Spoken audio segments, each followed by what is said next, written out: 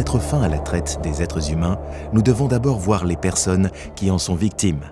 La traite des êtres humains se pratique tout autour de nous, mais ces victimes sont souvent cachées au grand jour.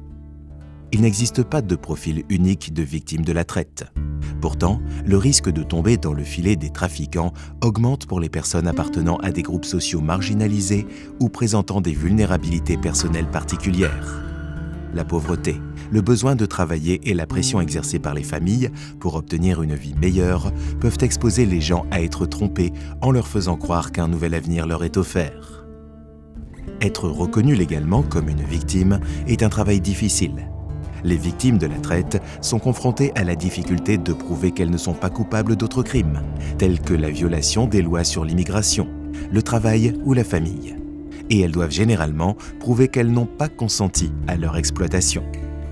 Se libérer des trafiquants est la première étape de la guérison, mais pas la dernière.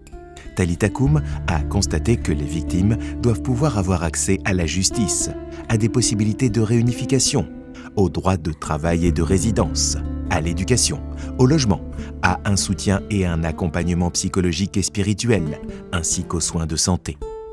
Talitha Koum nous invite tous à voir les victimes de la traite dans leur réalité douloureuse et à unir nos forces pour leur donner les moyens de transformer leur vie et de devenir des membres pleinement intégrés de la société.